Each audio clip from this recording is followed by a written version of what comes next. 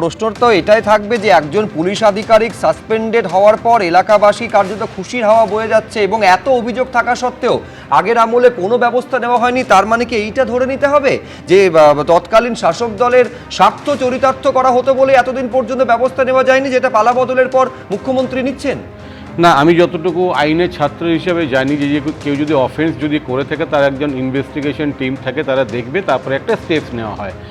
একটা শুভেন্দু অধিকারী যখন বিরোধী দলনেতা ছিল একটা খাতা নিয়ে ঘুরতো, দেখবেন কার কার বিরুদ্ধে স্টেপটা বলে দিতে চাই, যখনই আসবো তোমার বিরুদ্ধে নেবো, তোমার বিরুদ্ধে নেবো, এরকম কিন্তু অনেকবার কমেন্ট করেছে, সেগুলো নিচ্ছে। তো বিধানসভার জায়গায় নিদান সভা হয়ে গেছে এখানে একটা, মানে ওখান থেকে সব বলবে। আমি জানি না, আমি ভালোর জন্য যেই বলুক, আমি আগেরটা বলবো যে আগের যে বলছিলেন না যে করতে পারেন করেছিল, এটা ডিনাই করতে পারেন কেউ যে এরকম করেছিল। আচ্ছা আচ্ছা প্লিজ আমি শতরূপাদিকে থামালাম, মনিদিকে পুরোটা বলার অ্যালাউ করতে হবে প্লিজ। আমি বলছি আগে যে ঘটনাটা বলছেন শিলক মিত্র নামে একটু বলার আছে, মানে সুমনকে কোট করে বলবো শেষে যে আর্টিকেল 19-এ একটা বাক স্বাধীনতা আমাদের কনস্টিটিউশন দিয়েছে, সেখানে কিছু রেস্ট্রিকশনও আছে, যেখানে ভায়োলেন্স যাতে না হয়, ইনসাইটমেন্ট বা কোনো অ্যাবিউসিভ ল্যাঙ্গুয়েজ যাতে না হয়, এবং টোটালি এটা ক্রিমিনাল ডিফামেশন। যদিও এটা বেলেবেল সেকশন, মানে অ্যারেস্ট করার প্রভিশনটা নেই, তাকে একটা নোটিশ দেবে। কিন্তু আমি বলছি যে স্যালমন্ডে জুরিসপ্রুডেন্স একটা ইকুইটি ফ্যালাসি আছে, সেটা হচ্ছে he who comes with the clean must come with the clean hand. আমি বলছি যে লোকটা আজকে বলছে, যেটা সুমন বলছিল, যে বলছে আজকে যে এটা করার জন্য তাকে করা উচিত, দিনের পর দিন ডিবেটে আমরা দেখেছি কুরুচিকর মন্তব্য দেখতে, তখন তারা কিন্তু স্টেপসটা নেয়নি, বা তারা নিজেদের বলে গেছে, এখন বলছে আমাদের বিরুদ্ধে বলেছে। আমি নিরপেক্ষ হবে ব্যাপারটা, নিরপেক্ষতা চাই আমরা। যেই দোষ করুক, যেই গুন্ডামি করুক, হিন্দু মুসলমান খ্রিস্টান সবার পুলিশ আধিকারিকদের বিরুদ্ধেও সমানভাবে প্রযোজ্য হওয়া উচিত, যে পুলিশ আধিকারিক তার বিরুদ্ধে যদি এইরকম অভিযোগ থাকে তার বিরুদ্ধে ব্যবস্থাটা কেন নেওয়া হবে না? তার মানে কি এটাই যে তৎকালীন শাসকের স্বার্থ চরিতার্থ করা হতে বলে তার বিরুদ্ধে ব্যবস্থা নেওয়া হয়নি একদিন? না না, আমি বলছি যে লোকগুলো দিনের পর দিন এরকম বলে গেছে, তারা এরকম কথা বলছে। আমি আজকের দিনেও শুধুমাত্র বিজেপির কোনো নেতাকে বললো কেটে, সামান্য আইনের চোখে তো শুধু সামান্য বলো, সামান্য এমএলএ সামান্য কেউ নয়, প্রত্যেকটা মানুষ আইনের চোখে সমান।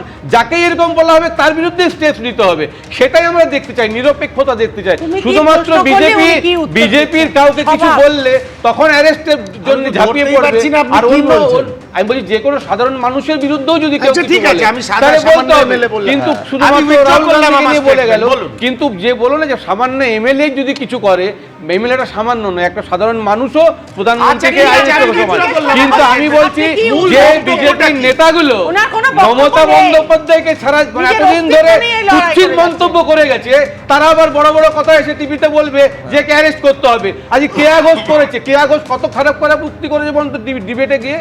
আজ যদি অ্যারেস্ট করতে হয়, আজকে তো শুভেন্দু অধিকারী পিছনের 5 বছর 10 বছর 20 বছর পিছনের মামলা টেনে নিয়ে আসছেন, তাহলে তারা বলুন যারা এরকম কমেন্ট করেছে, সে যেই নেতা হোক না কেন, যেই দল করুক না কেন, তাদের সবাইকে এরকম একটা প্ল্যাটফর্মে নিয়ে আসুক, তবে তো বুঝবো আমাদের শতরূপাদি। না না, উনি কি তুমি প্রশ্ন করলে শুভ্র, আর উনি কোথা থেকে কোথায় চলে গেলেন? ওনার ব্যক্তিগত আক্রোশ যদি কাউর, আমার ব্যক্তিগত আক্রমণ কিছু নেই, আমি বলছি সবারই জন্য আইনটা হওয়া উচিত। মমতা ব্যানার্জিকে কি ধরনের কথা বলেছে? মমতা ব্যানার্জি চোর হতে পারে, ডাকাত হতে পারে, অমুক হতে পারে, কিন্তু মমতা ব্যানার্জিকে তিনি তো মুখ্যমন্ত্রী ছিলেন, তিনি তো মুখ্যমন্ত্রী থাকাকালীন। আমরা সবসময় বলে এসেছি এই চেয়ারের প্রতি মুখ্যমন্ত্রী হন প্রধানমন্ত্রী হোক সম্মানটা সবসময়, দেখুন রাজনৈতিক বিরোধিতা বা বিরুদ্ধমত থাকতেই পারে, কিন্তু সেটা সম্মানটা হানি যেন না হয় এ ব্যাপারে সবার সচেতন থাকা উচিত। কিন্তু আমি যে বিষয়টার মধ্যে ছিলাম, যেটা নিয়ে আমি প্রদীপ চট্টোপাধ্যায়ের কাছে আসবো, সেটা হচ্ছে এই সমস্ত পুলিশ যারা কর্তব্যে গাফিলতির অভিযোগ বারে বারে সামনে এসেছে, তৃণমূল আমলে বারবার সামনে এসেছে, এতদিন পর্যন্ত তাদের বিরুদ্ধে কোন বিশেষ কারণে তৎকালীন শাসক দল বা তৎকালীন রাজ্য সরকার তারা ব্যবস্থা নেয়নি, যেটা পালাবদলের পর শুভেন্দু অধিকারী রাজ্যের মুখ্যমন্ত্রী হওয়ার পর সেইগুলো নিচ্ছেন? না, সেটা হচ্ছে যে সেটা মুখ্যমন্ত্রী শুভেন্দু অধিকারী বারবারই বলেছেন যে আইনের শাসন। আগেকার জমানায় যে শাসকের আইন যে কথাটা বলছেন উনি, অর্থাৎ শাসক ঘনিষ্ঠ যারা পুলিশ অফিসার, তাদেরকে কোনো কিছু তারা যা ইচ্ছে করতে পারবে। ফলে এই যে আইনের শাসনে পুলিশ অফিসাররা রুল বুক মেনে কাজ করতে হবে, এবং রুল বুকের বাইরে যদি কাজ হয় তাহলে কিন্তু পুলিশ অফিসারদের ওপরেও শাস্তির যোগ্য কাজ হতে পারে, সেটা কিন্তু মুখ্যমন্ত্রী দেখাচ্ছে। ফলে এইটা সাধারণ মানুষ তো কিছু চায় না, সাধারণ মানুষ চায় যে পুলিশ প্রশাসন তাদেরকে নিরাপত্তা দেবে, তাদের যদি অভাব অভিযোগ থাকে সেগুলো শুনবে এবং সঠিকভাবে তদন্ত করবে। কিন্তু পুলিশের দাদাগিরি, পুলিশের অত্যাচার, পুলিশ দ্বারা মানুষকে ভয় দেখানো, এইগুলো বন্ধ হওয়া উচিত, এবং এগুলো যারা করবেন তাদের বিরুদ্ধে যথাযোগ্য ব্যবস্থা, এইটা এত বছর দেখা যায়নি। এখানে পুলিশ অফিসার বা পুলিশ স্টেশনগুলো এক একটা ক্ষমতার কেন্দ্রবিন্দু হয়ে গেছিল, সেটা যেন না হয়। তার কারণ হচ্ছে ক্ষমতা একমাত্র রাজ্য সরকারের আছে, এবং রাজ্য সরকারের যে স্বরাষ্ট্রমন্ত্রী, তার মাধ্যমে পুলিশ প্রশাসন সঠিকভাবে চালিত হবে।